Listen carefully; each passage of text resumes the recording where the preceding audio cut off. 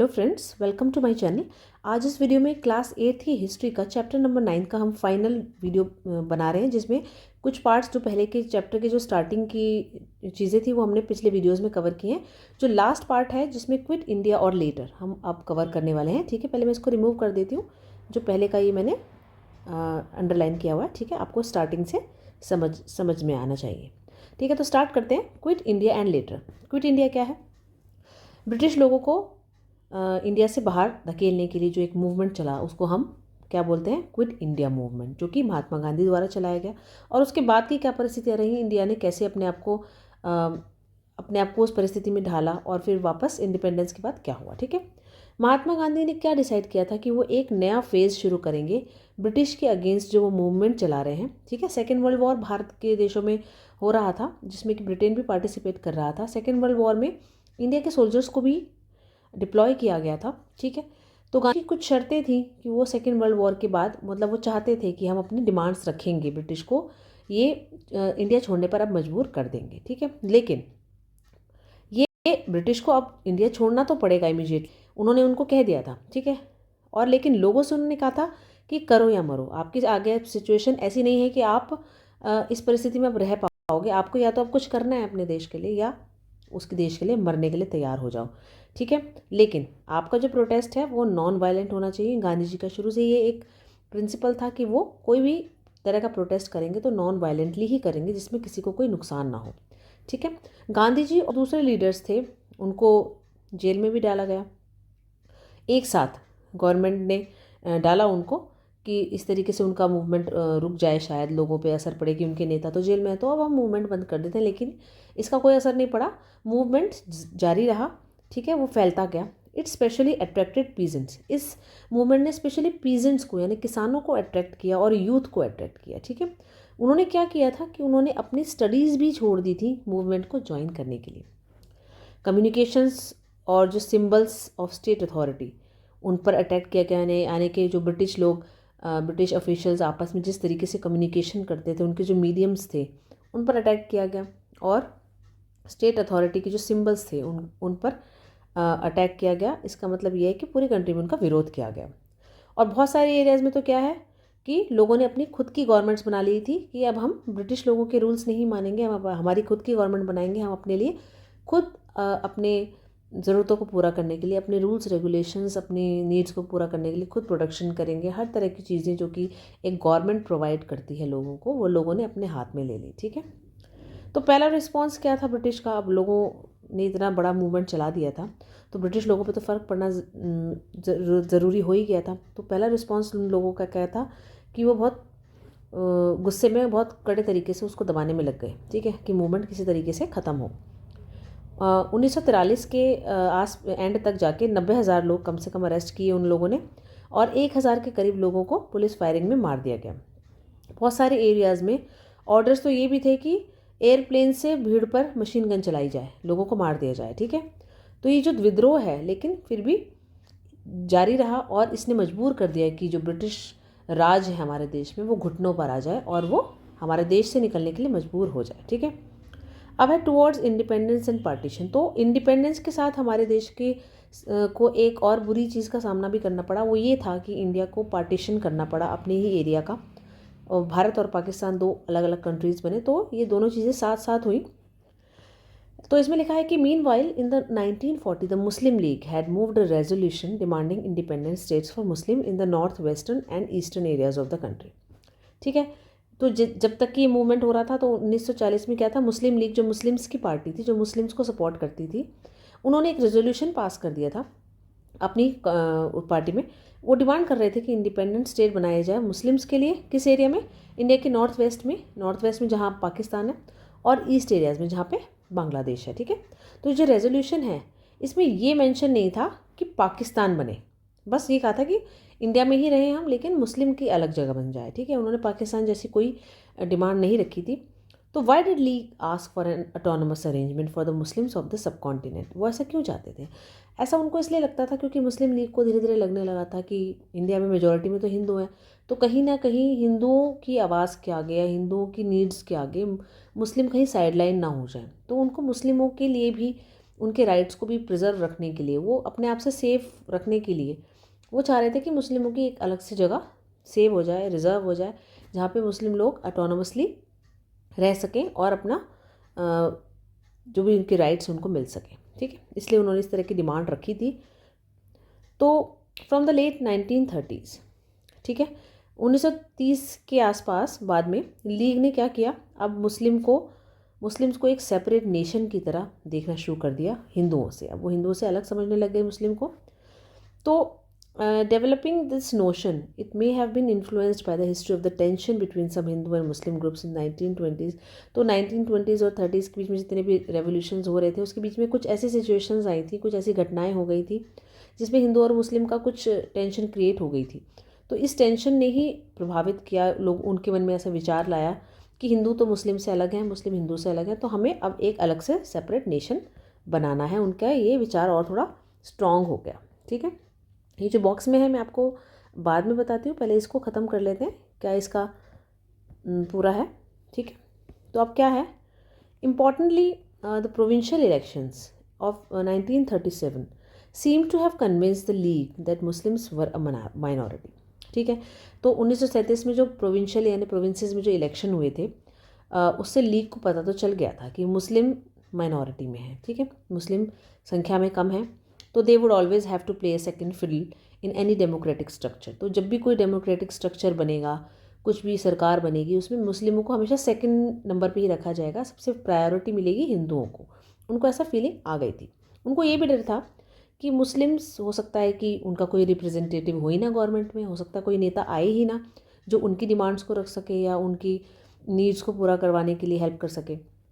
तो कांग्रेस का जो रिजेक्शन है of the league's desire to form a joint Congress league government, ठीक है, कांग्रेस ने रिजेक्ट कर दिया था कि लीग और जॉइंट कांग्रेस और लीग का गवर्नमेंट बनेगी, दोनों की मिला जुला के सरकार बनाएंगे, ये कांग्रेस ने रिजेक्ट कर दिया था पहले ही।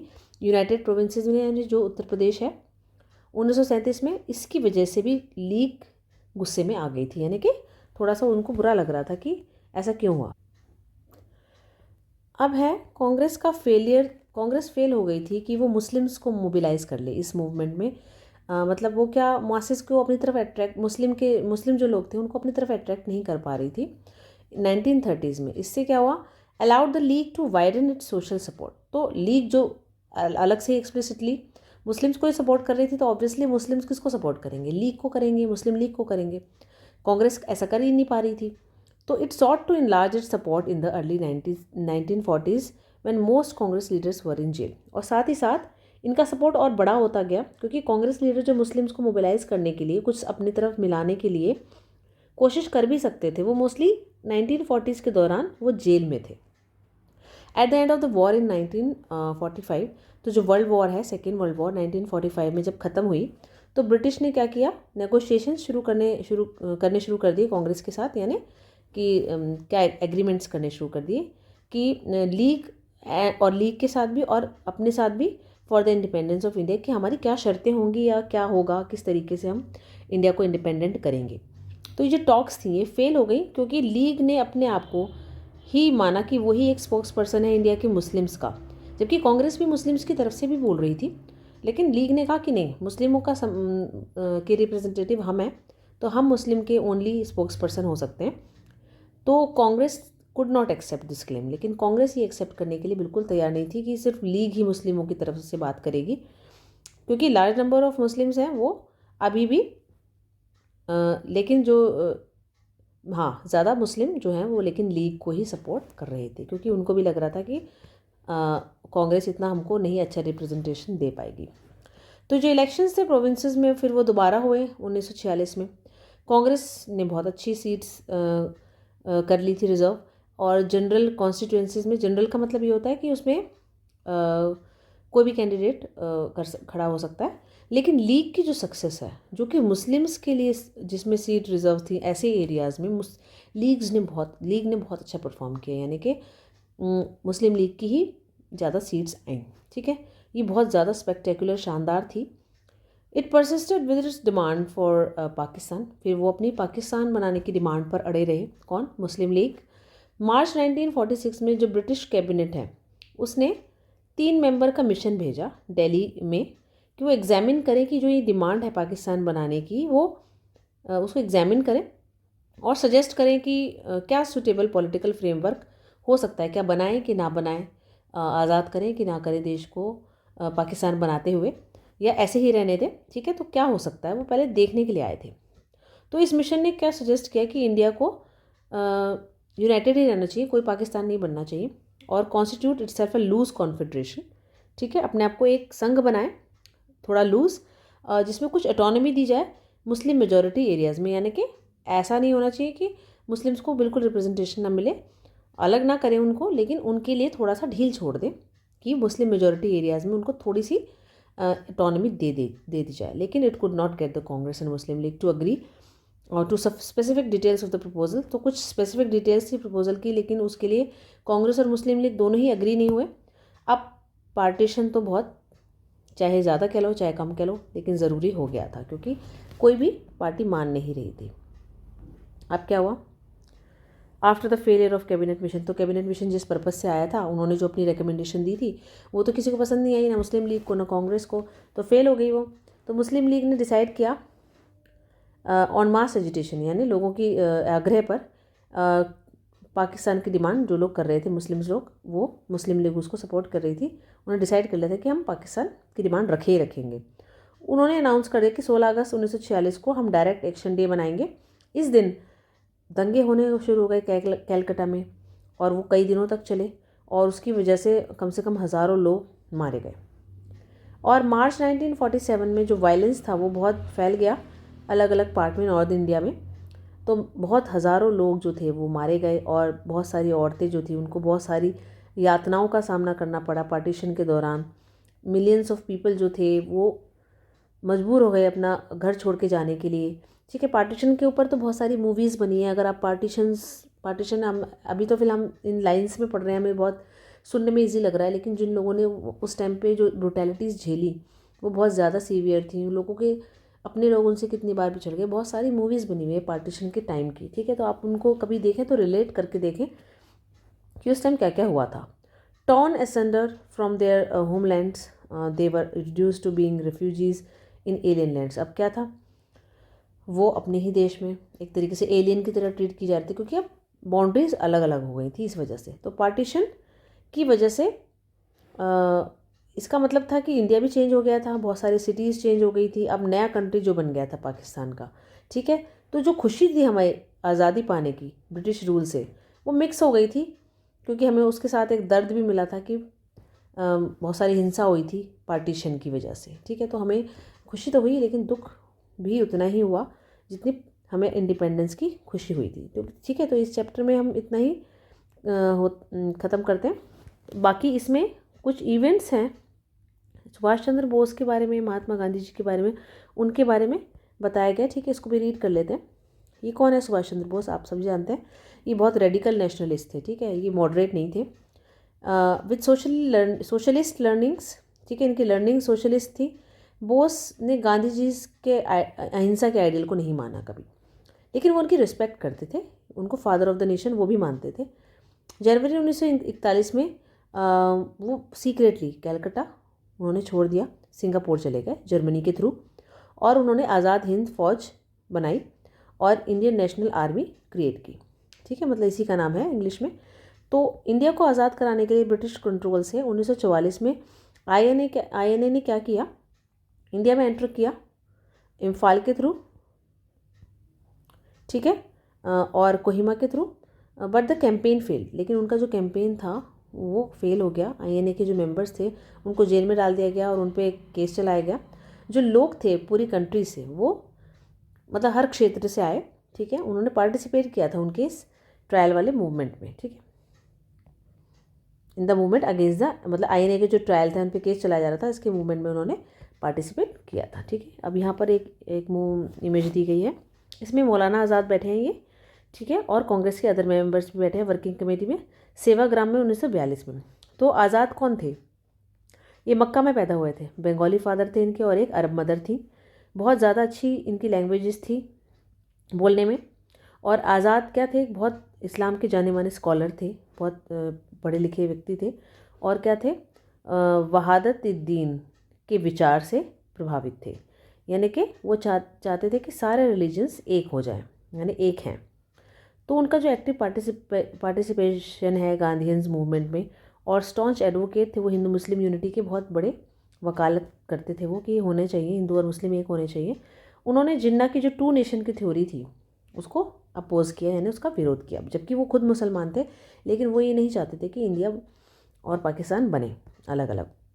अब ये हैं चक्रवर्ती राजगोपालाचारी, ठीक है, ये हैं इनको क्या कहा जाता है, ये वेटरन नेशनलिस्ट थे और सॉल्ट सत्याग्रह जो साउथ में चला था, ठीक है, उसके मतलब लीडर थे, मेन लीडर थे। सी राजगोपालाचारी को राजा जी की उपाधि भी दी जाती है और उनको इंटरिम गवर्नमेंट जो 1946 में बनी थी उसके मेंबर थे वो।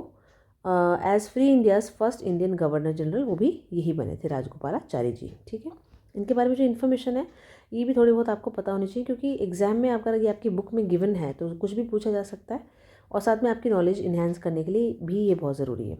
अभी सरदार वल्लभ भाई पटेल हैं, इनका तो कंट्रीब्यूशन बिल्कुल भी नकार नहीं सकते। इंडिया के इंडिपेंडेंस के टाइम जब प्रोविंसेस को इन्होंने एक किया हमारे देश में करने के लिए, इन्होंने क्या किया, पटेल ने, ये बहुत गरीब परिवार से थे, peasants proprietor family of Nadiad Gujarat के, और फॉरमोस्ट ऑर्गेनाइजर थे फ्रीडम मूवमेंट के। 1918 के बाद से पटेल ने 1931 में प्रेसिडेंट बने ये कांग्रेस के, ठीक है। इन्होंने रीऑर्गेनाइजेशन जो स्टेट्स का हुआ था उसको करवाने में बहुत बड़ी भूमिका निभाई थी। ये है मोहम्मद अली जिन्ना जो गांधी जी के साथ खड़े हैं। ये एम्बेसडर थे हिंदू मुस्लिम यूनिटी के 1920 तक, 20 तक तो ये हिंदू मुस्लिम यूनिटी की बात करते थे। तो जिन्ना ने बहुत इंपॉर्टेंट रोल प्ले किया था लखनऊ पैक्ट में, जिसमें कांग्रेस और मुस्लिम लीग एक हो गए थे। उन्होंने रीऑर्गेनाइज़ किया था मुस्लिम लीग को 1934 के बाद, और फिर मेजर स्पोक्स पर्सन हो गए थे कि वो बाद में पाकिस्तान की डिमांड करने के लिए एक स्पोक्स पर्सन की भूमिका निभाने लग गए, ठीक है। तो इन्हीं के साथ ये सारा मेरे ख्याल में सब कुछ ख़त्म हो गया है इस चैप्टर में। आई थिंक आपको सब कुछ समझ में आ गया होगा। आप सारे वीडियोस को एक साथ देखें अगर आपको क्रोनोलॉजी समझनी है तो I think you must have understood all the things, and you should revise, you must revise all the things over and over again, जिससे कि आपको सब चीज़ें समझ में आए। आपको ये वीडियो कैसा लगा आप प्लीज़ लाइक करें, शेयर करें और प्लीज़ कमेंट करके मुझे ज़रूर बताएं, और चैनल को प्लीज़ सब्सक्राइब करना ना भूलें। Thank you so much for now.